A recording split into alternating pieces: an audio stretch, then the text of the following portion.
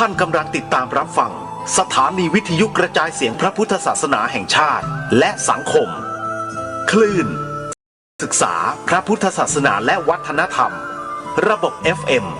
104.5 เมกะเฮิรตซ์รายการพระไตรปิฎกลอยฟ้าดำเนินรายการโดย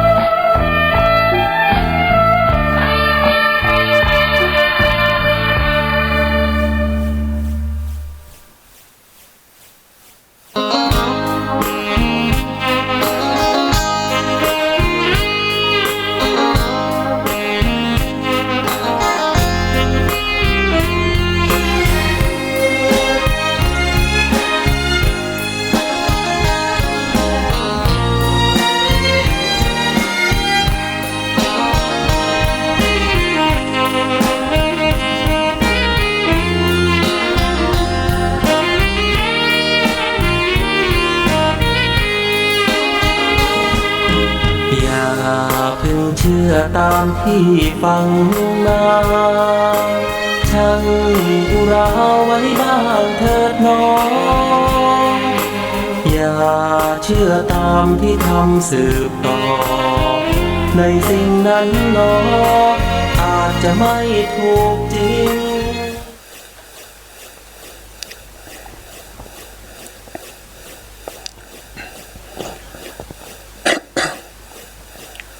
อะ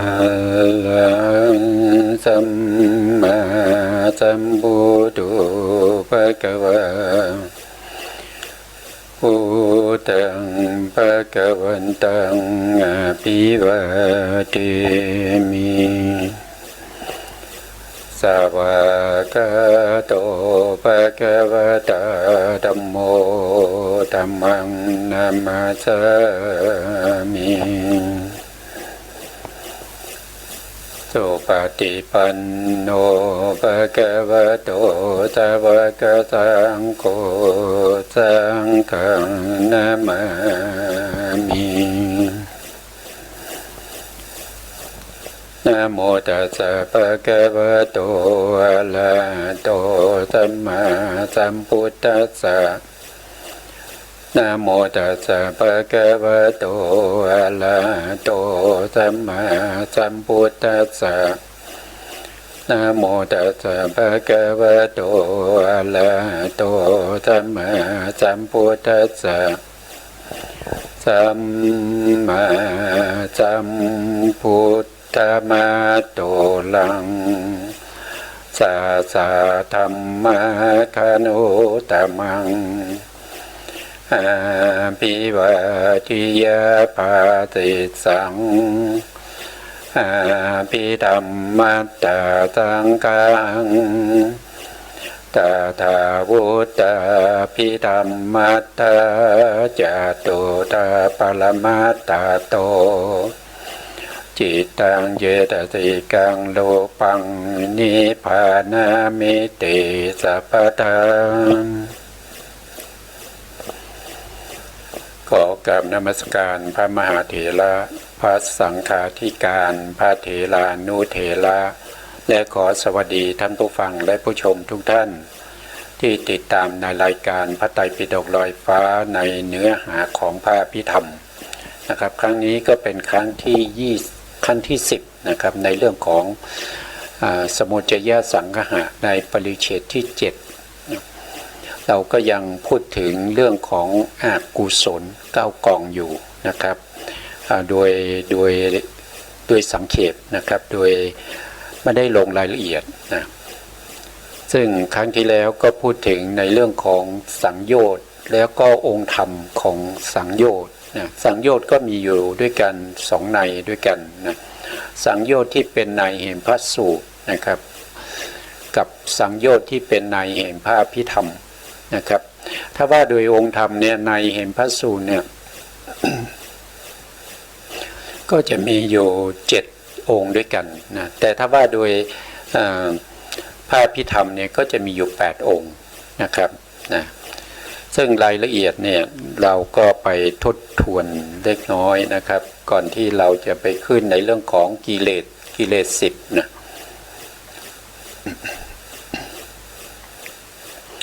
ะครับว่าก็พูดถึงสังโยชน์นะครับสังโยชน์ก็คือเป็นอกุศลกองที่8นะกองที่8มีอยู่2อย่างนะครับอันนี้ก็คือว่าโดยพระสูตรนะว่าโดยพระสูตรนะครับมีข้อธรรมอยู่10ข้อแต่ว่าโดยองค์ธรรมมีอยู่แค่7องค์ด้วยกันนะมีอยู่แค่7องค์นะครับสังโยชน์ก็คือในข้อที่1นะในข้อที่1ก็คือกามราคะสังโยชน์นะครับก็คือธรรมชาติที่ผูกสัตว์ไว้ด้วยอาการติดอยู่ในกามคุณอารมณ์องค์ธรรมก็ได้แก่ตัวโลภะนะครับโลภะก็จะอยู่ตรงนี้นะโลภะเกิดขึ้นในโลภะมูลจิตเกิดในโลภะมูลจิตนะครับโลภะมูลจิตเป็นอกุศลนะอกุศลจิตก็จะมีอยู่8ดวงนะมีอยู่8ดวงถ้าว่าโดยสังโยชน์เนี่ยถ้าในธรรมข้อที่1ที่เป็นกามราคะสังโยชน์ก็คือตัวโลภะเจตสิกดวงนี้ไปเกิดในโลภะมูลจิต8ดวงนี้นะ8ดวงนี้ดวงใดดวงหนึ่งนะเกิดขึ้นแล้วมีความยินดีพอใจในเรื่องของกามคุณอารมณ์กามคุณอารมณ์ก็จะมีการเห็นรูปแล้วก็เกิดความยินดีนะครับมีอยู่5อย่างนะครับการเห็นรูปแล้วเกิดความยินดีติดใจนะครับอะไรอาวรณ์ในรูปที่ได้เห็นนะครับ2ก็คือการได้ยินเสียงนะได้ยินเสียงแล้วเกิดความยินดีพอใจนะครับพูดถึงบ่อยๆนะครับอันที่3ก็คือยินดีติดใจในกลิ่นนะติดใจในกลิ่นอันที่4ก็คือยินดีติดใจในรสอันที่5ก็คือติดใจในโผฏฐัพพะคือการสัมผัสถูกต้องนะครับอันนี้ก็เป็นกามคุณอารมณ์นะครับถ้าเราเห็นแล้วเรายินดีเราได้ยินแล้วยินดีนะครับพอใจอะไรพวกนี้มันเป็นกามคุณอารมณ์นะครับด้วยอำนาจของอะไรด้วยอำนาจของโลภะเจตสิกนะโลภะเจตสิกนี้โดยในแห่งสังโยชน์นะครับก็จะเป็นธรรมชาติที่ผูกสัตว์ไว้โดยอาการติดอยู่ในกามคุณอารมณ์นะครับอันนี้ก็คือข้อที่1นะส่วนข้อที่2นั้นก็คือรูปราคะสังโยชน์อันนี้ก็คือความติดใจยินดีในเรื่องของรูปฌานรูปภพอรูปภพก็คือโลภะเหมือนกันนะก็โลภะเจตสิกเหมือนกันแต่โลภะเจตสิกที่เป็นองค์ธรรมเนี่ยเวลาไปเกิดเนี่ยก็จะเกิดแก่จิต4ดวงเท่านั้นนะครับไม่ถึง8นะไม่ถึง8นะครับเพราะว่ารูปราคะเนี่ยพวกที่เป็นรูปเนี่ยคือพวกที่เป็นพรหมนะแล้วก็มีความยินดีในฌานพวกนี้เขาจะไม่มีความยินดีในเรื่องของกามคุณอารมณ์นะครับเพราะฉะนั้นก็จะเว้น4ดวงข้างหน้านะครับเป็น4ดวงข้างหลังที่มีความยินดีติดใจในเรื่องของฌานนะครับรูปฌานรู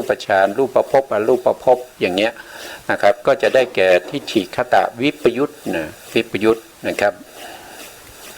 ก็คือธรรมชาติที่ผูกสัตว์ไว้ด้วยอาการที่ติดอยู่ในรูปภพหรืออารูปภพองค์ธรรมได้แก่โลภะเจตสิกที่ไหนทิฏฐิคตวิปยุตนะอันนี้คือรูปราคะนะครับส่วนข้อที่3นะธรรมในข้อที่3ก็คือรูปราคะสังโยชน์นะครับนี่ว่าโดยพระสูตรนะครับมีรูปราคะแล้วก็อรูปราคะนะว่าโดยธรรมชาติก็คือธรรมชาติที่ผูกสัตว์ไว้ด้วยอาการติดอยู่ในอารูปภพนะครับอารูปภพหรืออารูปฌานนี่ก็อยู่ในเป็นโลภะเจตสิกที่ในโลภะทิฏฐิคตวิปยุตจิต4 นะครับแต่ถ้าเป็นกามราคะนี่คือเหมาหมดเลยทั้ง8ดวงนะครับสามารถเกิดได้โลภะเจตสิกมาเกิดได้ในดวงใดดวงหนึ่งใน8ดวงนี้นะครับก็จะเป็นกามราคะสังโยชน์นะครับแต่องค์ธรรมเหมือนกันแต่สภาวะไม่เหมือนกันนะครับอย่างเช่นกามคุณพวกที่เป็นกามาเนี่ยเขาจะยินดีติดใจในกามคุณกามคุณก็จะมีการได้ยินนะครับการเห็นการได้ยินการได้กลิ่นได้รสได้สัมผัสนะครับแต่ถ้าเป็นรูปปัจราคะหรืออรูปปัจราคะเนี่ยเขาไม่ได้ยินดีอย่างนั้นนะแต่เขาไปยินดีในภพภูมิที่เขาเกิดนะครับเช่นรูปประพรมอรูปประพรมแล้วก็ไปยินดีในฌานที่เขาได้อย่างเช่นปฐมฌานทุติยฌานอะไรพวกนี้เขาก็จะยินดีในส่วนนั้นนะครับเพราะฉะนั้นก็แต่ถ้าว่าโดยองค์ธรรมเนี่ยก็คือโลภะเหมือนกันนะต่อไปในข้อที่4ก็คือได้แก่ปฏิฆะสังโยชน์ปฏิฆะสังโยชน์ก็คือธรรมชาติที่ผูกดึงสัตว์ไว้ด้วยอาการโกรธองค์ธรรมได้แก่โทสะเจตสิกที่ในโทสะมูลจิต2ก็คือได้แก่ดวงนี้นะก็ได้แก่ดวงนี้อันนี้เป็นโทสะเจตสิกนะครับ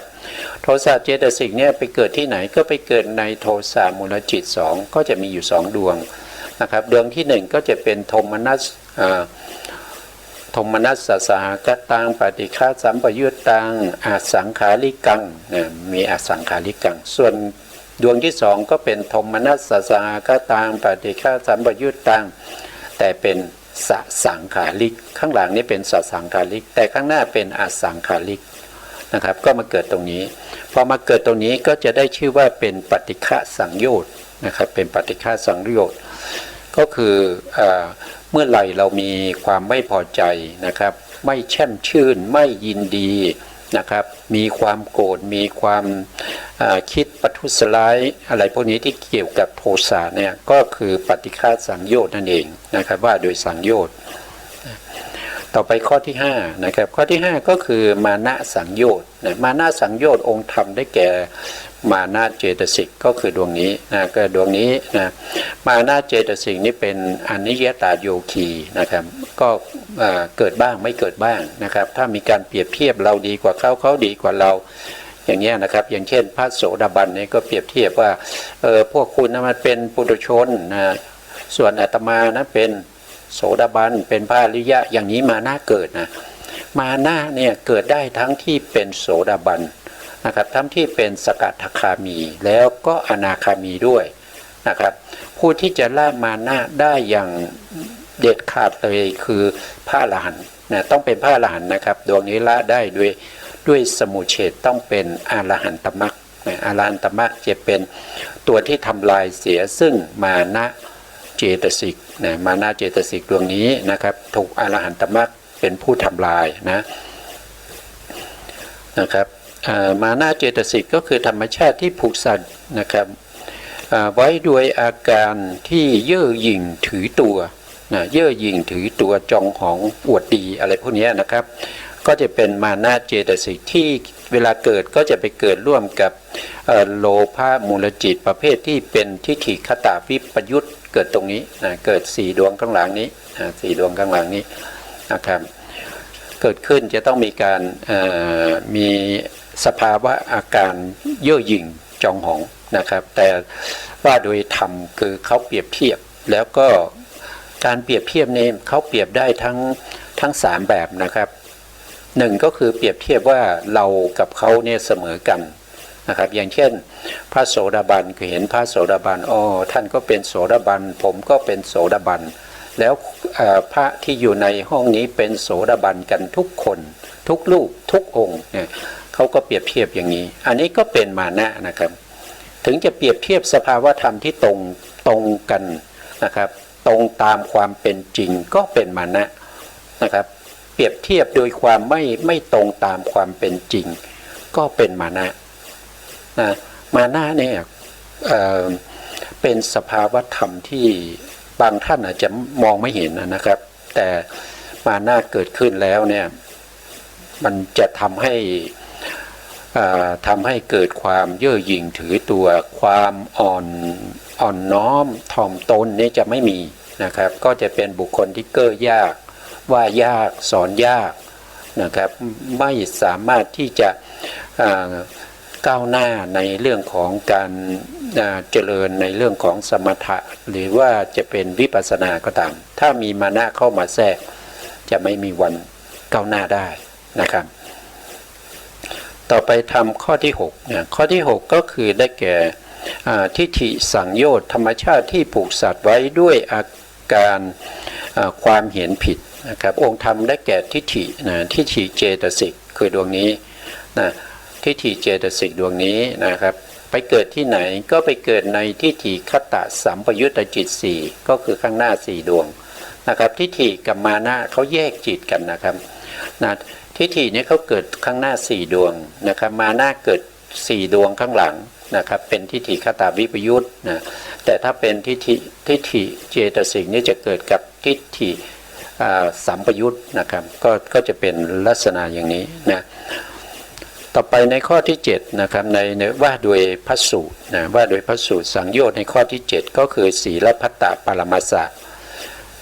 ศีลพัตตนี่คือศีลพจน์นะครับคือการลงมือประพฤติปฏิบัตินะครับแต่การประพฤติปฏิบัติของเขานั้นมันไม่ถูกต้องนะครับประพฤติปฏิบัติด้วยความเห็นผิดนะครับด้วยการเข้าใจผิดด้วยการนึกเอาเองนะครับไม่ฟังคำสอนของพระสัมมาสัมพุทธเจ้าหรือว่าฟังนิดเดียวนะครับฟังเฉพาะ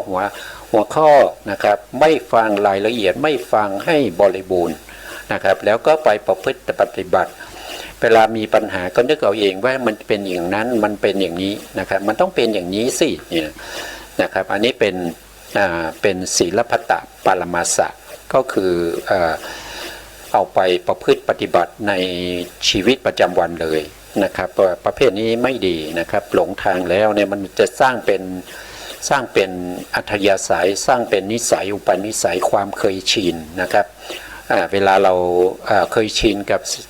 ความเห็นผิดเนี่ยเวลาเราไปปฏิบัติร่วมกับผู้อื่นนะครับผู้อื่นเนี่ยเขาก็ปฏิบัติถูกแล้วเรายังไปเข้าใจว่าผู้อื่นเนี่ยเขาปฏิบัติผิดนะครับเราซึ่งปฏิบัติถูกเราซึ่งปฏิบัติผิดเนี่ยก็เข้าใจว่าเราปฏิบัติถูกอย่างเงี้ยมันจะเสียหายนะครับมันจะเสียหายคนที่เสียหายไม่ใช่ใครนะครับก็คือเรานั่นเองนะครับเพราะเรามีอะไรก็มีความเห็นผิดแล้วก็เอาความเห็นผิดของตัวเองที่นึกคิดเอาเองนะไปประพฤติปฏิบัตินะถ้าว่าโดยธรรมชาติก็คือธรรมชาติที่ผูกสัตว์ไว้ด้วยอาการปฏิบัติที่ผิดองค์ธรรมได้แก่ทิฏฐิเจตสิกนะครับทิฏฐิเจตสิกที่เกิดในทิฏฐิคตสัมปยุตนะก็ยังเป็นทิฏฐิดวงนี้อยู่นะเกิดที่ไหนก็ยังเกิดในทิฏฐิคตสัมปยุตจิต4ดวงข้างหน้านี้อยู่นะต่อไปในข้อธรรมข้อที่8นะครับท่านบอกว่าเป็นวิจิกิจฉาสังโยชน์นะวิจิกิจฉาสังโยชน์ธรรมชาติที่ผูกสัตว์ไว้ด้วยอาการลังเลสงสัยในสิ่งที่ควรเชื่อนะครับองค์ธรรมได้แก่วิจิกิจฉาเจตสิกดวงนี้นะครับไปเกิดที่ไหนก็ไปเกิดในจิตที่เป็นโมหะมูลจิตดวงที่1นะครับก็เรียกว่าเป็นทิฏฐิคตะไม่ทิฏฐิโทษทีครับเป็นวิจิกิจฉาสัมปยุตนะครับไม่ใช่ทิฏฐินะเป็นวิจิกิจฉาสัมปยุตดวงนี้นะดวงนี้นะนี่ก็เป็นสังโยชน์มาในพระสูตรนะครับ8ข้อต่อไปในข้อที่9นะในข้อที่9เนี่ยท่านก็บอกว่าเป็นอุทธัจจะสังโยชน์อุทธัจจะสังโยชน์ก็จะอยู่ตรงนี้นะอุทธัจจะเจตสิกนะครับก็จะอยู่ดวงนี้อุทธัจจะสังโยชน์ในเวลาเขาเกิดเนี่ยเขาจะเกิดร่วมกับกุศลจิตทั้งหมดเลย12ดวงเลยนะครับอย่างเช่นในโลภะมูลจิต8ก็มีนะครับอุทธัจจะเนี่ยมีอยู่แล้วแต่ว่าอุทธัจจะนี่เขามีกำลังไม่มากนะครับตัวที่มีกำลังมากในโลภะมูลจิตก็คือตัวโลภะเจตสิกนะครับแล้วก็ทิฏฐิเจตสิกแล้วก็มานะเจตสิกจะมีกำลังมากในโลภะมูลจิต8เพราะฉะนั้นตัวอุทธัจจะเจตสิกที่เกิดร่วมด้วยในโลภะมูลจิตที่มีกำลังน้อยจะไม่ปรากฏลักษณะอาการให้เราเห็นแต่มันจะอยู่เบื้องหลังนะอยู่เบื้องหลังของโลภะนะครับโลภะทิฏฐิแล้วก็มานะนะครับแต่อุทธัจจะเนี่ยเขาจะปรากฏต่อเมื่อ โลภะทิฏฐิมานะแล้วก็โทสะเนี่ยมันปรากฏไม่ชัดเจนวิจิกิจฉาปรากฏไม่ชัดเจนเขาก็จะปรากฏตัวได้ชัดเจนนะครับเวลาเขาปรากฏตัวเนี่ยก็จะอยู่ในโลภะโลภะอีกแล้วโมหะมูลจิตดวงที่สองนะครับก็คือดวงนี้นะดวงนี้นี่เขาปรากฏชัดเจนนะครับเขาปรากฏตัวได้ชัดเจนก็เป็นอาการของการฟุ้งซ่านฟุ้งซ่านไปในอารมณ์ต่างๆนะครับไปในอารมณ์อื่นๆโดยไม่สามารถที่จะตั้งมั่นในอารมณ์ใดอารมณ์หนึ่งนะครับก็ฟุ้งไปเรื่อยๆนะครับอันนี้ก็เป็นอุทธัจจะนะครับดวงนี้มีกำลังนะดวงจิตดวงนี้มีกำลังก็จะทำให้เราฟุ้งซ่านแต่ในขณะที่โลภะแล้วก็ทิฏฐิมานะมีกำลังในโลภะมูลจิต8เนี่ยเขาจะอยู่เบื้องหลังนะไม่ปรากฏตัวนะครับแต่เขาอยู่ในจิตนั้นเป็นสัมปยุตธรรมอยู่แล้วหรือว่าเขาอยู่ในโทสะมูลจิต2เขาก็ไม่ปรากฏตัวเพราะว่าเขามีกำลังไม่มากนะครับหรือว่าจะอยู่ในวิจิกิจฉาในโมหะนี้เขาก็ไม่ปรากฏนะครับเขาก็ไม่ปรากฏแต่เขาอยู่ในนั้นเขาสัมปยุตเขาประกอบอยู่ในนั้นอยู่แล้วนะครับเขาจะปรากฏตัวได้ชัดเจนก็จิตดวงนี้นะครับเรียกว่าเป็นอุทธัจจะสัมปยุตนะครับจิตที่เป็นโมหะ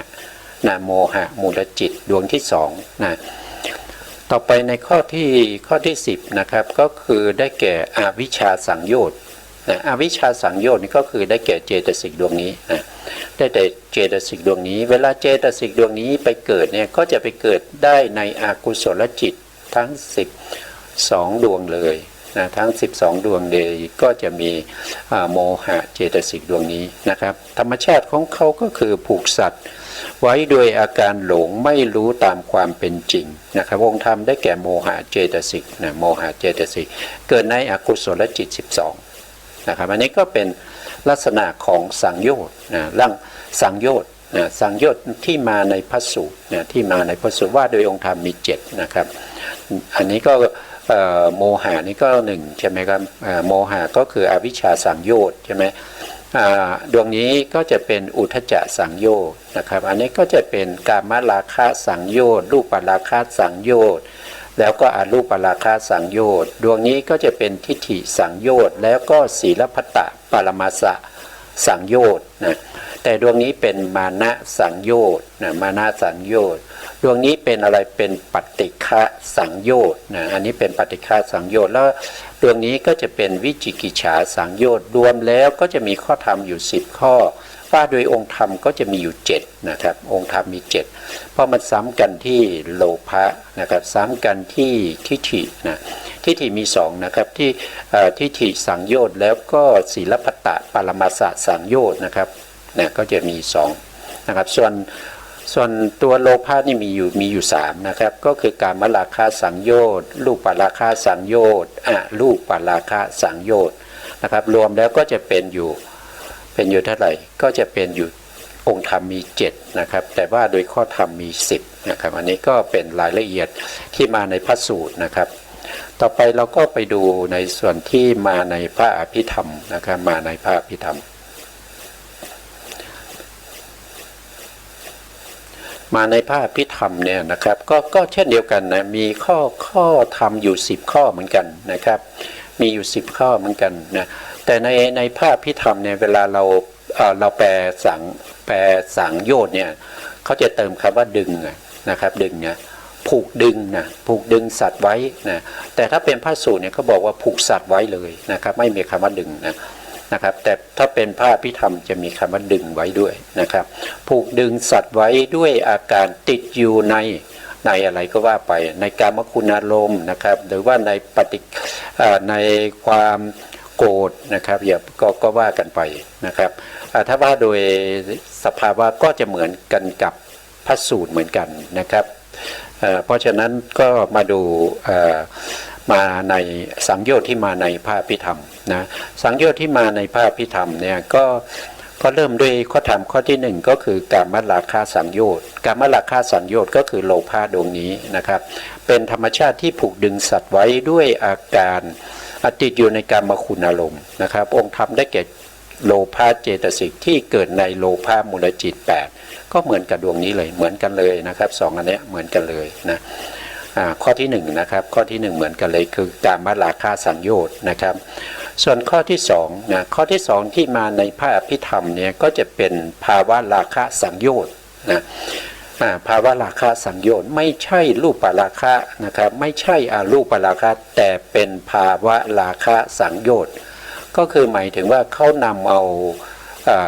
ในพระสูตรที่เป็นข้อที่2กับข้อที่3ที่เป็นรูปราคะแล้วก็อรูปราคะสังโยชน์มารวมกันเป็นชื่อใหม่นะครับชื่อใหม่ก็ได้ชื่อว่าภาวะราคะสังโยชน์นะครับถ้าว่าโดยองค์ธรรมก็ยังเหมือนกันนะครับเหมือนกันแล้วก็เกิดในจิตที่เหมือนกันด้วยนะครับก็คือโลภะเจตสิกที่เกิดในทิฏฐิคตะวิปยุตเหมือนกันนะครับอันนี้ก็เป็นข้อแตกต่างกันนะครับแตกต่างกันระหว่างรูปราคะอรูปราคะที่มาในพระสูตรกับภาวะราคะที่มาในพระอภิธรรมนะครับต่อไปในข้อที่3นะครับก็คือปฏิฆะสังโยชน์ปฏิฆะสังโยชน์ก็คือได้แก่ดวงนี้นะปฏิฆะสังโยชน์ก็ได้แก่โทสะเจตสิกซึ่งเป็นธรรมชาติที่ผูกดึงสัตว์ไว้ด้วยอาการโกรธองค์ธรรมได้แก่โทสะเจตสิกที่เกิดในโทสะมูลจิต2นะอันนี้ก็เช่นเดียวกันกับที่มาในพระสูตรนะครับที่มาในพระสูตรต่อไปนะครับมานะสังโยชน์มานะสังโยชน์ก็อยู่ตรงนี้นะก็เหมือนกันกับในแห่งพระสูตรนะครับก็คือธรรมชาติที่ผูกดึงสัตว์ไว้ด้วยอาการเย่อหยิ่งถือตัวนะครับว่าโดยองค์ธรรมก็คือมานะเจตสิกที่เกิดในทิฏฐิคตะวิปยุตตจิต4นะครับอันนี้ก็เหมือนกันนะเหมือนกันต่อไปในข้อที่5ในข้อที่5ก็คือได้แก่ทิฏฐิสังโยชน์ก็คือตรงนี้นะทิฏฐิสังโยชน์นะครับทิฏฐิสังโยชน์ธรรมชาติที่ผูกดึงสัตว์ไว้โดยอาการที่มีความเห็นผิดนะครับองค์ธรรมได้แก่ทิฏฐิเจตสิกที่ในทิฏฐิคตะสัมปยุตตจิต4เหมือนกันนี่เหมือนกับมาในพระสูตรเลยนะเหมือนกันเลยนะครับเหมือนกันนะต่อไปศีลพัตตปรมัสสสังโยชน์นะครับก็คือดวงนี้เหมือนเดิมนะครับดวงนี้เหมือนเดิมนะครับแต่นำข้อประพฤติปฏิบัตินี้ไปนำความเห็นผิดของตัวเองเนี่ยไปประพฤติปฏิบัติแล้วนะครับอันนั้นก็เป็นศีลพัตตปรมัสสสังโยชน์องค์ธรรมก็คือได้แก่ทิฏฐิเจตสิกที่ในทิฏฐิคตะสัมปยุตตจิต4ก็เหมือนกันกับดวงนี้นะเหมือนกันกับพระสูตรเลยนะพระอภิธรรมกับพระสูตรเหมือนกันเลยนะครับต่อไปในข้อที่7นะในข้อที่7ก็คือวิจิกิจฉาสังโยชน์นะวิจิกิจฉาสังโยชน์ก็คือธรรมชาติที่ผูกดึงสัตว์ไว้ด้วยผูกดึงสัตว์ไว้โดยอาการที่ลังเลสงสัยในสิ่งที่ควรเชื่อนะครับองค์ธรรมได้แก่วิจิกิจฉาเจตสิกนะก็ได้แก่ดวงนี้นะตรงนี้ไปเกิดที่ไหนก็ไปเกิดในโมหะมูลจิตดวงที่1ที่เป็นวิจิกิจฉาสัมปยุตตจิตดวงเดียวนะครับก็เช่นเดียวกันที่มาในพระสูตรนะครับก็เหมือนกันนะเหมือนกันเลยนะอันนี้มาในพระสูตรนี่มาในพระอภิธรรมนะครับต่อไปก็จะเป็นข้อที่8ของพระอภิธรรมนะครับข้อที่8ของพระอภิธรรมท่านก็บอกว่าอิสสาสังโยชน์นะมันแตกต่างกันละอิสสาสังโยชน์ในพระสูตรไม่มีนะในพระสูตรนี่หายังไงก็ต้องหายังไงก็ไม่เจอนะครับมาดูในพระอภิธรรมมาดูในพระอภิธรรมก็เจอก็จะอยู่ตรงนี้อิสสาสังโยชน์นะครับอิสสาสังโยชน์ก็คือธรรมชาติที่ผูกดึงสัตว์ไว้ด้วยอาการอิสสาในคุณงามความดีของผู้อื่นองค์ธรรมก็คือได้แก่อิสสาเจตสิกนะครับอยู่ในโทสะมูลจิต2นะอยู่ในโทสะมูลจิต2นะครับก็อยู่ในนี้นะอยู่ในนี้นะอยู่ในนี้นะในโทสะมูลจิต2นะได้แก่อิสสานะอิสสาหรืออิจฉาหรือลิษยานะครับภาษาไทยก็จะมีนะครับก็จะเป็นอิจฉาและลิษยาเป็นภาษาไทยแต่ถ้าเป็นบาลีก็จะเป็นอิสานะอิสานะครับในข้อที่9ท่านก็พูดถึงมัชฌริยสังโยชน์นะมัชฌริยสังโยชน์ในพระสูตรไม่มีนะครับหาไม่ได้ในพระสูตรแต่มาหาในพระอภิธรรมก็เจอก็จะอยู่ตรงนี้นะอยู่ตรงนี้เวลาเกิดก็จะไปเกิดร่วมกับโทสะมูลจิต2เหมือนเดิมนะครับ มัจฉริยะนี่เป็นความตนีนะครับเป็นความตนีหวงแหนในทรัพย์สมบัติหรือคุณงามความดีของตัวเองนะครับไม่อยากจะให้คนอื่นเนี่ยได้มีคุณงามความดีได้มีทรัพย์สินเหมือนกับตัวเองนะครับเพราะฉะนั้นก็จะปกปิดเอาไว้นะครับปกปิดเอาไว้ไม่อยากให้คนอื่นมาร่วมใช้นะไม่ได้ถือว่าไม่ได้เป็นสาธารณะนะครับอันนี้ก็เป็นมัจฉริยสังโยชน์นะครับต่อไปในข้อที่10นะในข้อที่10ท่านบอกว่าอวิชชาสังโยชน์อวิชชาสังโยชน์ก็ได้แก่ดวงนี้ได้แก่ดวงนี้ก็คือธรรมชาติที่ผูกดึงสัตว์ไว้ด้วยอาการความหลงความโง่นะครับไม่รู้ตามความเป็นจริงองค์ธรรมได้แก่โมหะเจตสิกที่อยู่ในอกุศลจิต12ก็คือเกิดในกุศลจิต12หมดเลยนะอันนี้ก็เป็นความแตกต่างของสังโยชน์ที่มาในพระสูตรแล้วก็มาในพระอภิธรรมในพระอภิธรรมนี่มีอยู่10ข้อข้อธรรมเหมือนกับพระสูตรมี10ข้อแต่พระอภิธรรมเนี่ยมีองค์ธรรมอยู่8นะครับแต่พระสูตรมีองค์ธรรมอยู่7นะครับเราก็จะเห็นแตกต่างกันที่ตรงที่เป็นอิสสาใช่ไหมครับอิสสาแล้วก็มัจฉริยะของพระสูตรไม่มีนะครับของพระสูตรไม่มีแล้วก็ในพระสูตรนี้มีอุทจจะสัมปยุตนะอุทจจะสังโยชน์แต่ในพระอภิธรรมไม่มีนะครับถ้าพูดถึงตัวโลภะเนี่ยของพระสูตรเนี่ยก็จะมีข้อธรรมอยู่3ข้อนะครับก็คือกามราคะสังโยชน์รูปราคะสังโยชน์และอรูปราคะสังโยชน์แต่ในพระอภิธรรมเนี่ยมีแค่2ข้อนะครับก็คือกามราคะสังโยชน์แล้วก็ภาวะราคะสังโยชน์นะครับอันนี้คือข้อแตกต่างกันนะครับก็จะมีลักษณะอย่างนี้นะครับทีนี้เราก็ไปดูในเรื่องของกิเลสต่อนะครับเรื่องของกิเลสนะครับซึ่งเป็นกองที่9นะครับอะไรกองที่9ก็คืออกุศลกองที่9นะครับอันนี้คือเรื่องของกิเลสนะเรื่องของกิเลสเป็นข้อธรรมข้อที่9นะครับกิเลสมีอยู่10ข้อธรรมมีอยู่10นะแต่ถ้าว่าโดยกองเนี่ยในอกุศลนะก็จะเป็นกองที่9นะครับเรียกว่าเป็นกิเลสเป็นเครื่องเศร้าหมองนะครับเป็นเครื่องเศร้าหมองนะเป็นเครื่องเศร้าหมองหรือเครื่องเล่าร้อนนะทำให้ตัวเองเนี่ยเล่าร้อนเศร้าหมองแล้วก็ทำให้สภาวธรรมที่เกิดร่วมกับตัวเองเศร้าหมองแล้วก็เล่าร้อนไปด้วยนะครับทีนี้ก็เราก็มาดูรายละเอียดนะครับกิเลสเนี่ยท่านมีอยู่10ข้อนะครับ10ข้อที่1ก็คือได้แก่โลภะนี่เป็นกิเลสนะครับเป็นกิเลสท่านบอกว่าโลภะก็คือเป็นกิเลสเป็นธรรมชาติที่เป็นเครื่องเศร้าหมองนะครับคือความยินดีติดใจในโลกียะอารมณ์ต่างๆนะครับอันนี้กว้างนะครับโลกียะอารมณ์นะโลกียะอารมณ์ต่างๆเนี่ยรวมไปถึงพวกที่เป็นรูปฌานนะรูปฌานด้วยนะครับที่มาเป็นอารมณ์เขาสามารถที่จะเอาเป็นอารมณ์ได้นะครับโลกียะอารมณ์ต่างๆนะครับว่าโดยองค์ธรรมก็คือได้แก่โลภะเจตสิกที่เกิดในโลภะมูลจิต8นะครับดวงนี้นะดวงนี้เป็นโลภะนะครับโลภะ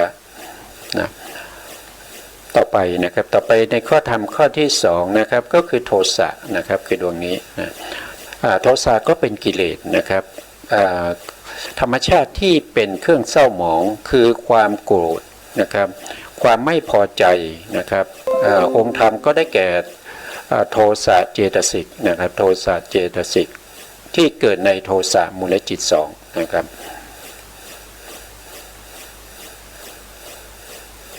นะก็เกิดในโทสะมูลจิต2นะครับโทสะเจตสิกนี้เกิดในโทสะมูลจิต2อันนี้คือโลภ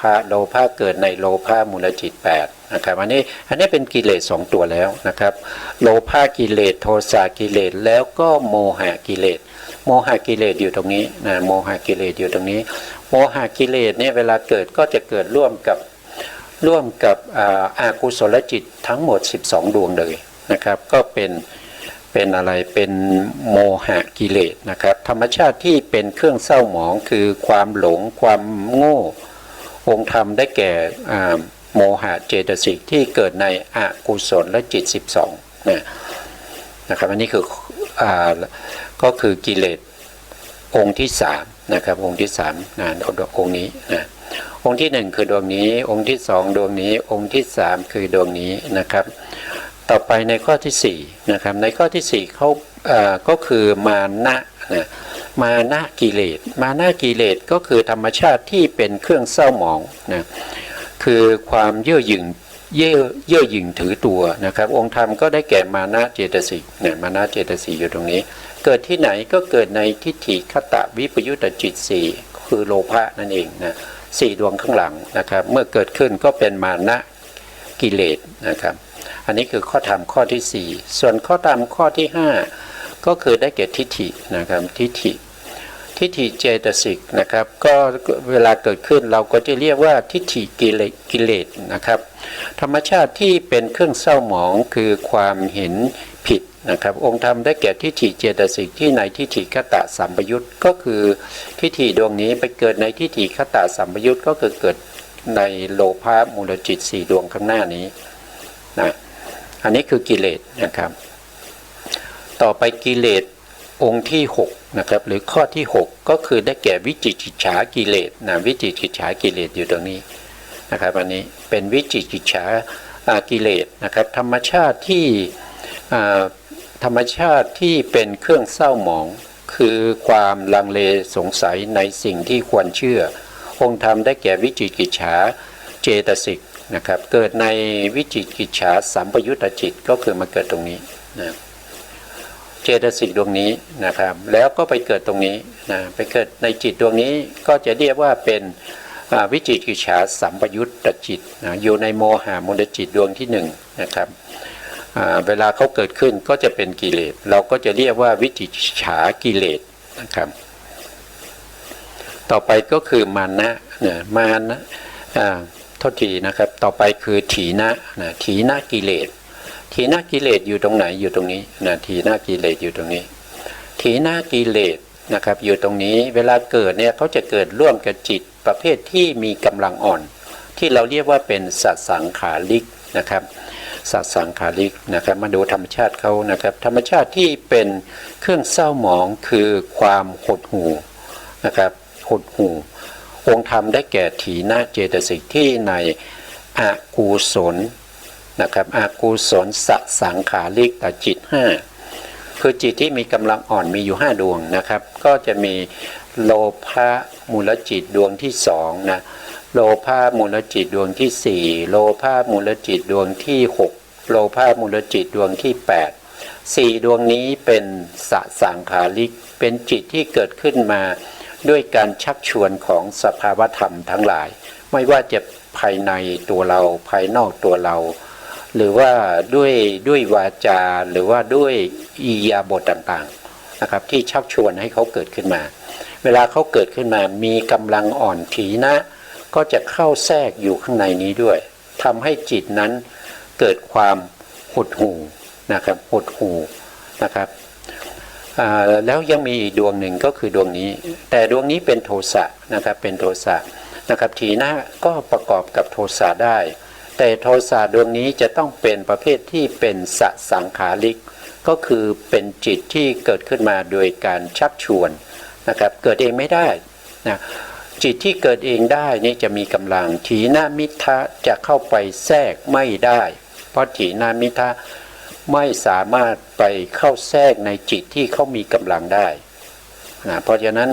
จิตไหนที่มีกำลังอ่อนจิตนั้นจะเป็นจิตประเภทที่เป็นสังขาริกก็คือจิตที่มีการชักชวนนะครับก็จะทำให้บุคคลนั้นเมื่อมีจิตที่เป็นสังขาริกเนี่ยก็จะเกิดความง่วงเหงานะง่วงเหงานะครับซึมเศร้านะครับท้อถอยอ่อนกำลังอ่อนไม่สดชื่นนะไม่สดชื่นนะครับจิตประเภทนี้จะทำให้บุคคลนั้นมีอกุศลเข้าครอบงำง่ายนะครับ เมื่อครอบงำแล้วเรื่องความดีความงามที่จะเจริญไปข้างหน้าก็จะหมดนะก็จะหมดเพราะฉะนั้นเราก็ต้องระวังในขณะที่เราดำเนินชีวิตประจำวันเนี่ยมันก็มีนะครับไม่ใช่ว่าจะมาเฉพาะในขณะที่เรานั่งสมาธิหรือว่าในขณะที่เราเจริญวิปัสสนานะครับในสภาวะความเป็นจริงในชีวิตประจำวันของเราถ้าวันไหนเรารู้สึกว่าวันนี้เรารู้สึกว่าไม่อยากทำอะไรเลยนั่นให้เข้าใจได้ทันทีว่าถีนะเข้าครอบงำแล้วนะ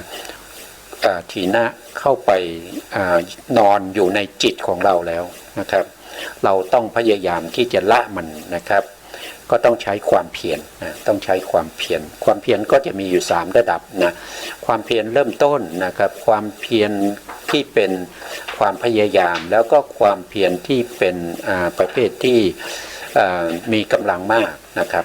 ก็จะมีอยู่3ระดับเราก็จะพูดกันในโอกาสต่อไปนะครับอันนี้เป็นถีนะนะครับถีนะกิเลสนะถีนะกิเลสเนี่ยก็จะเป็นข้อที่7นะข้อธรรมที่7ในกิเลส10นะครับต่อไปในข้อที่8กิเลสตัวที่8นะครับก็คือได้แก่อุทธัจจะนะอุทธัจจะกิเลสก็จะอยู่ตรงนี้อุทธัจจะกิเลสอุทธัจจะกิเลสเนี่ยก็คือธรรมชาติที่เป็นเครื่องเศร้าหมองคือความฟุ้งซ่านองค์ธรรมได้แก่อุทธัจจะเจตสิกเกิดในอกุศลจิต12เกิดได้ทั้ง12เลยนะครับแต่เขาจะปรากฏตัวชัดเจนก็อยู่ตรงนี้อยู่ในจิตดวงนี้ที่เรียกว่าเป็นโมหะมูลจิตดวงที่2หรือว่าเป็นอุทธัจจะสัมปยุตตจิตนะครับเขาจะมีกำลังปรากฏชัดเจนตรงนี้แต่ถ้าเขาเกิดกับจิตดวงอื่นเนี่ยปรากฏไม่ชัดเจนนะครับไม่ชัดเจนสภาวะธรรมไม่ชัดเจนนะ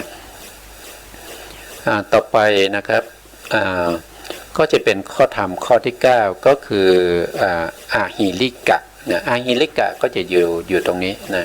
อาหิริกะก็จะเป็นบริวารของโมหะนะโมหะอันนี้โมหะนะอันนี้อาหิริกะอาหิริกะก็คือธรรมชาติที่เป็นเครื่องเศร้าหมองนะครับคือความไม่ละอายต่อทุจริตนะไม่ละอายต่อทุจริตนะ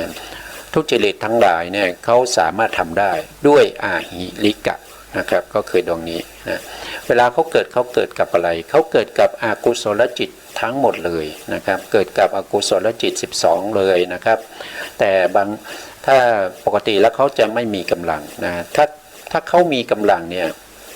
เขาก็จะทำในสิ่งที่เป็นทุจริตเช่นฆ่าสัตว์ลักทรัพย์นะครับประพฤติผิดในกามนะครับหรือว่าพูดเท็จพูดส่อเสียดนะครับพูดเพ้อเจ้อนะครับพูดเพ้อเจ้อพูดหยาบคายอะไรพวกนี้นะครับถ้าเขามีกำลังเขาไม่ละอายไงเขาไม่ละอายเพราะฉะนั้นเขาจึงสามารถทำอกุศลธรรมทั้งหลายได้ด้วยอาหิริกะนะครับอันนี้ไม่ละอายเนี่ยคือเขาปาลบในตัวเขานะคือออกจากตัวเขาคือไม่ละอายนะครับปาลบภายในนะอันนี้เรียกว่าเป็นอาหิริกะกิเลสนะครับต่อไปในข้อที่10นะก็เป็นอโนตปะนะอโนตปะกิเลสก็คือได้แก่ดวงนี้นะอโนตปะกิเลสในเวลาเขาเกิดขึ้นก็จะเกิดร่วมกับอกุศลจิต12เหมือนกันนะครับธรรมชาติที่เป็นเครื่องเศร้าหมองนะครับคือความไม่สะดุ้งกลัวต่อทุจริตนะอันนี้คือไม่กลัวละนะไม่กลัวในปาลบข้างนอกนะครับไม่กลัวคนอื่นจะเห็นนะเขากล้าทำนะไม่กลัวตำรวจจะมาจับนะครับไม่กลัวว่าจะผิดศีลนะไม่กลัวนะไม่กลัวเขาไม่กลัวนะครับเพราะเขาเป็นอกุศลนะดังนั้นเนี่ยผู้ที่จะทำคุณงามความดีก็จะต้องละกิเลสพวกนี้ให้ได้นะกิเลสพวกนี้จะละได้ทั้งหมดเนี่ยก็ต้องเป็นอรหันตมรรคนะครับถ้าเป็นโสดาปัตติมรรคก็ละได้เป็นบางส่วนนะบางส่วนนะสกทาคามีก็ละได้บางส่วนนะครับอนาคามีก็ละได้บางส่วนแต่เป็นพระอรหันต์ก็จะละได้หมดเลยนะครับกิเลสมีอยู่10นะครับเราก็1นะครับ1ก็คือดวงนี้นะครับดวงนี้คืออะไรนะครับดวงนี้ก็คือเป็นโมหะใช่ไหมครับโมหะก็ได้แก่โมหะกิเลสนะอันนี้ได้แก่โมหะกิเลสนะครับดวงนี้ก็คือได้แก่ อาหิริกะกิเลสนะดวงนี้ก็ได้แก่อโนตปะกิเลสดวงนี้ก็ได้แก่อุทธัจจะกิเลสดวงนี้ได้แก่โลภะกิเลสดวงนี้ได้แก่ทิฏฐิกิเลสดวงนี้ได้แก่มานะกิเลสดวงนี้ได้แก่โทสะกิเลสนะครับดวงนี้ได้แก่ถีนะกิเลสดวงนี้ได้แก่วิจิกิจฉากิเลสนะครับนับดูนะครับ1 2 3 4 5 6 7 8 9 10นะครับก็จะมีกิเลสก็จะมีอยู่10นะครับองค์ธรรมเขามี10นะมีองค์ธรรมมี10เพราะฉะนั้นเราก็จะเห็นได้ว่าอากุศลทั้ง9กองนะครับอากุศลที่มีองค์ธรรมมากที่สุดก็คือได้แก่ตัวกิเลสนั่นเองนะครับกิเลสมีองค์ธรรมถึง10ตัวด้วยกันนะครับอันนี้ก็เราพูดโดยภาพรวมผ่านไปนะครับทีนี้เราจะต้องไปลงในรายละเอียดนะครับของเรื่องของอาสวะอีกทีหนึ่ง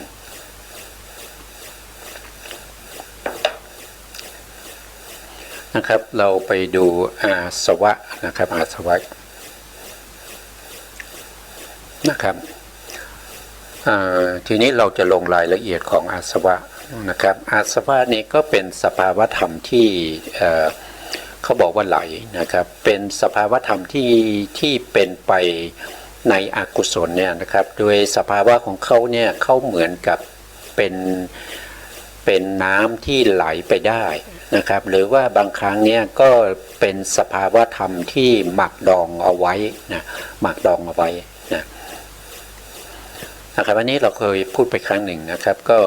คร่าวๆนะครับ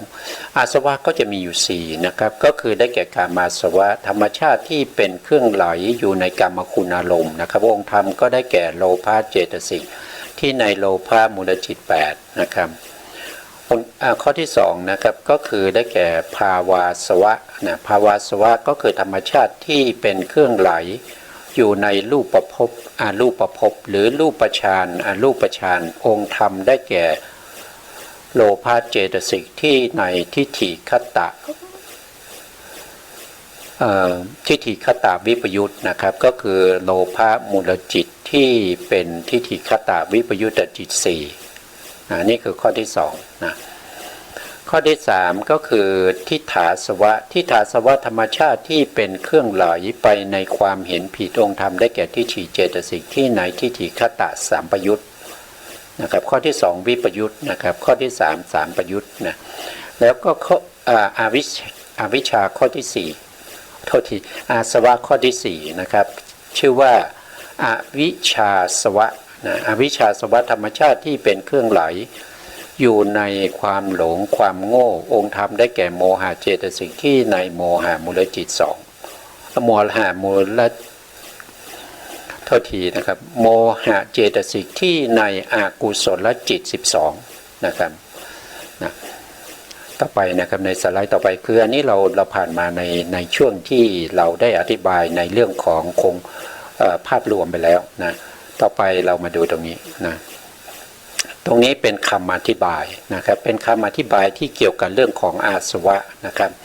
ท่านบอกว่าอาสวะนี้ก็เหมือนกับสิ่งที่ถูกหมักดองเอาไว้นานๆนะเนี่ยหมักดองเอาไว้นานๆสิ่งที่ถูกหมักดองเอาไว้นานๆเนี่ยแต่ถ้าเราพูดถึงก็คือพวกที่เป็นสุรานะครับสุราหรือของมึนเมานะครับ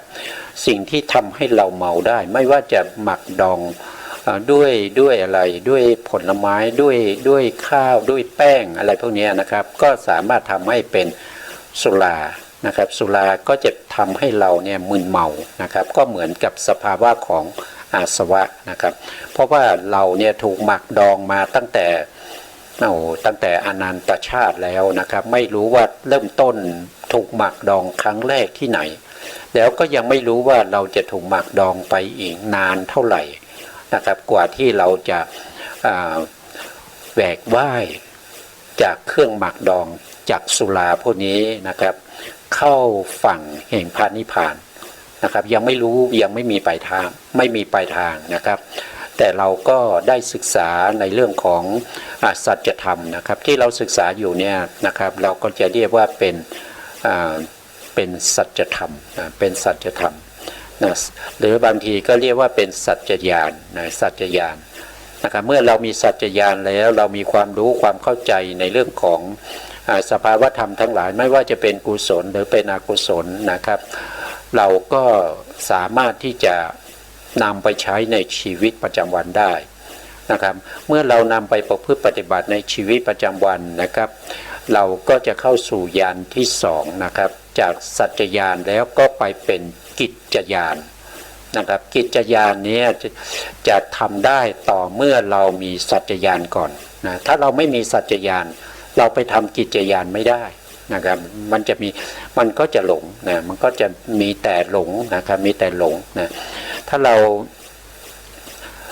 ามีความรู้เราก็ไม่หลงนะครับแต่ถ้าเราไปปฏิบัติตามที่มีครูบาอาจารย์เราจะเชื่อมั่นได้ยังไงว่าครูบาอาจารย์ของเราเนี่ยท่านจะเป็นบุคคลที่เป็นกัลยาณมิตรเป็นบุคคลที่เป็นพหูสูตรมีความรู้ความเข้าใจในเรื่องของสัจธรรมในเรื่องความเป็นจริงของอกุศลและก็กุศลตามคำสั่งสอนของพระสัมมาสัมพุทธเจ้านะครับเพราะว่าเราไปปฏิบัติเราต้องมอบไม่ว่าจะเป็นมอบกายถวายชีวิตให้เขาให้เขาเป็นผู้นำถ้าเขานำทางเราผิดเราก็ไปผิดนะครับเขานำไปถูกก็ดีนะครับแต่ส่วนใหญ่นะครับถ้าไม่มีความรู้เนี่ยนำไปไม่ถูกหรอกครับนะครับนำไปไม่ถูกแน่นอนนะเพราะฉะนั้นเราก็จะต้องมีความรู้ที่เป็นสัจจญาณนะครับเอาไว้ตรวจสอบนะครับเทียบเคียงนะครับตรวจสอบเทียบเคียงกับสภาวะที่เกิดขึ้นในตัวของเรานะครับหรือว่าเทียบเคียงกับคำแนะนำของผู้ที่เป็นครูบาอาจารย์นะครับหรือว่าเป็นกัลยาณมิตรของเรานะครับคือแต่ละท่านก็มีความรู้ความเข้าใจแต่ความรู้ความเข้าใจที่พูดถึงนี้จะเป็นสัจจญาณตามที่พระพุทธองค์แสดงไหมนะครับหรือว่าจะเป็นคำสั่งสอนเป็นสัจจญาณของใครก็ไม่รู้นะครับมันก็ถ้าเป็นของใครก็ไม่รู้มันไม่มีโอกาสที่จะบรรลุธรรมได้นะครับนะครับต่อไปนะครับก็คืออาสวะก็คือเครื่องหมักดองเหมือนกับสุรานะครับอาสวะก็ท่านก็บอกว่าอาสวะในที่นี้ก็คือหมายถึงตัวโลภะเจตสิกนะครับทิฏฐิเจตสิกแล้วก็โมหะเจตสิกนะครับก็คือสภาวธรรมสามตัวนี้คือเจตสิก3ดวงนี้เนี่ยซึ่งมีสภาพเหมือนกับสุรานะครับเพราะว่าอะไรเพราะว่าถูกหมักดองไว้นานนะครับถูกหมักดองไว้นานนะครับเมื่อหมักดองไว้นานๆเนี่ยก็จะเป็นสุราเมื่อมีการดื่มกินเข้าไปก็คือใครมีโลภะใครมีทิฏฐิใครมีโทสะในขณะนั้นก็ถือว่าเราดื่มกินอะไรดื่มกินของหมักดองนะครับก็คือสุรานั่นเองนะครับก็ทำให้เราเนี่ยมึนเมาขาดสตินะครับเป็นคนที่ประมาทนะครับในสภาวธรรมทั้งหลายนะครับเป็นบุคคลที่ประพฤติในส่วนที่ในสิ่งที่ไม่ดีไม่งามนะครับถูกอกุศลทั้งหลายครอบงำนะครับทำให้บุคคลคนนั้นเกิดความไม่ละอายนะครับไม่มีหิริไม่มีโอตตัปปะนะครับก็สามารถทำอกุศลได้หมดเลยไม่ว่าจะเป็นอกุศลที่จะเป็นการฆ่าสัตว์อย่างเงี้ยนะครับการฆ่าสัตว์นะครับการลักทรัพย์นะครับการประพฤติผิดในกามนะครับหรือว่าการจะมุสานะครับหรือว่าการทะเลาะวิวาทนะครับที่ท่านบอกนะครับการทะเลาะวิวาทนะครับการปล้นชิงหรือว่าฆาตกรรมต่างๆนะครับก็สามารถทำได้เพราะอะไรก็มาจากตัวที่ถูกหมักดองนั่นเองก็คือตัวสุราอะไรคือสุราที่หมักดองก็คือโลภะทิฏฐิโมหะนั่นเองนะครับเป็นสุราเป็นเหตุนะครับในที่นี้ท่านบรรยายว่ามีอยู่ประมาณ 90% นะครับผมว่ามันน่าจะ100เลยนะครับถ้ามีโลภะทิฏฐิโมหะนี่ก็เป็น 100% นะ เป็น100%เลยก็คือถูกหมักดองแล้วก็ดื่มกินละนะอันนี้ท่านบอกว่า90นะ90%ก็ท่านบอกว่าในส่วนที่เป็นไปในเรื่องของที่มีการทะเลาะวิวาทนะครับปล้นชิงฆ่ากันนะครับชิงทรัพย์ต่างๆเนี่ยส่วนใหญ่แล้วก็มาจากสุรานั่นเองก็คือ 90% นะอันนี้ก็เป็นรายละเอียดที่ท่านอธิบายไว้นะครับก็คือสภาพของโลภะทิฏฐิโมหะเนี่ยก็เหมือนกับสุราที่หมักดองไว้ในขันธสันดานของสัตว์ทั้งหลายมาเป็นระยะเวลาที่ยาวนานนะครับจนนับพบนับชาติไม่ได้นะครับด้วยเหตุนี้ธรรมชาติที่ปรากฏขึ้นแก่บุคคลใดผู้ใดแล้วนะครับก็จะทำให้จิตของผู้นั้นเมานะครับแล้วก็ไม่รู้สึกตัวตกอยู่ในอำนาจของโลภะบ้างทิฏฐิบ้างโมหะบ้างนะครับไม่สามารถที่จะกระทำสุจริตนะครับแต่สามารถที่จะไปทำในสิ่งที่เป็นทุจริตไม่ว่าจะเป็นทางกายนะครับแล้วไม่ว่าจะเป็นทางวาจาหรือว่าจะทางใจนี้ก็เป็นโลภะทิฏฐิโมหะนี้ก็เกิดขึ้นแล้วก็จะเป็นทางใจนะครับนะโดยอำนาจทำทั้ง3อย่างนี้นะครับต่อไปนะก็คือความทุกข์กายทุกข์ใจนะครับทั้งในโลกนี้และโลกหน้านะครับถ้าบุคคลที่มึนเมาด้วยทิฏฐิด้วยโลภะทิฏฐิมานะเนี่ยมันก็ในขณะที่เราก็มึนเมาอยู่แล้วนะครับแล้วโลภะทิฏฐิโมหะเนี่ยเขาก็ยังทิ้งเผ่าพันธุ์เอาไว้นะครับเมื่อเราตายไปนะครับก็ต้องไปเกิดในอบาย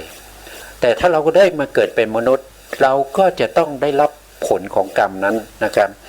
ที่จะทำให้เราเนี่ยได้รับความทุกข์ในโลกมนุษย์โลกมนุษย์หรือว่าในโลกเทวดานะครับก็อาจจะมีอายุสั้นนะครับเพราะว่าเทวดานี้ท่านก็จะมีส่วนใหญ่ก็จะเป็นความสุขนะครับแต่โลภะทิฏฐิโมหะจะให้ผลชัดเจนนะก็จะเป็นพวกที่เป็นอบายสัตว์นะครับแล้วก็ที่เป็นปานกลางก็จะอยู่ในส่วนที่เป็นมนุษย์นะทีนี้เรามาดูนะครับว่าโลภะทิฏฐิโมหะทั้ง3เนี่ยที่ชื่อว่าอาสวะเนี่ยมีวจนะถะว่าอย่างไรวจนะถะก็คือคำวิเคราะห์ศัพท์นะครับเวลาไม่พอแล้วนะครับก็ต้องเอาไว้ตรงนี้ก่อนนะครับในครั้งต่อไปเราก็จะมาพูดถึงเรื่องของวจนะถะของอาสวะนะครับวันนี้เวลาหมดแล้วนะครับเรื่องของพระอภิธรรมก็จะพูดรายละเอียดก็จะมากนิดหนึ่งนะครับก็เราก็ทนฟังกันไปนะครับเราก็จะเข้าใจเองถ้าเราไม่ฟังมันก็จะไม่เข้าใจนะครับอาจจะฟังยากบ้างนะครับสุดท้ายนี้นะครับก็ขอกราบขอบพระคุณพระครูสมุทรวิศวัตรวรกิจโจผู้อำนวยการสถานีวิทยุเพื่อการศึกษาพระพุทธศาสนาและวัฒนธรรม FM 104.5 เมกะเฮิรตซ์วัดฝายหินจังหวัดเชียงใหม่และขอกราบขอบพระคุณพระครูปริยัติยานุศาสตร์ขอบคุณท่านผู้ฟังและผู้ชมทุกท่านนะครับที่ติดตามในรายการพระไตรปิฎกลอยฟ้าในเนื้อหาของพระอภิธรรมครับพบกันใหม่ในโอกาสต่อไปครับสวัสดีครับ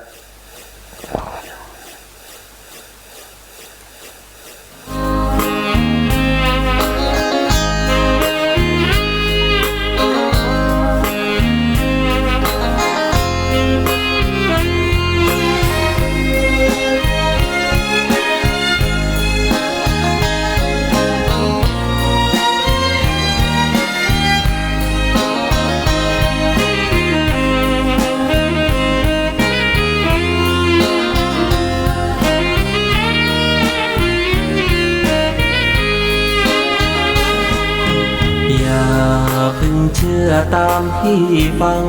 มาช่างอุราไว้บ้างเธอ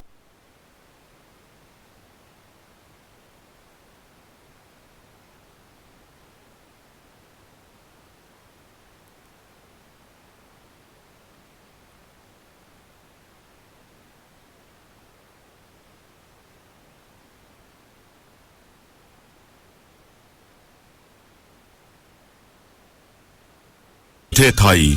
ต่อไปเสนอข่าวซึ่งมีหัวข้อข่าวดังนี้ศูนย์บริหารสถานการณ์การแพร่ระบาดของโรคติดเชื้อไวรัสโคโรนา 2019 รายงานวันนี้พบผู้ติดเชื้อเพิ่ม1 คนไม่มีผู้เสียชีวิตขณะ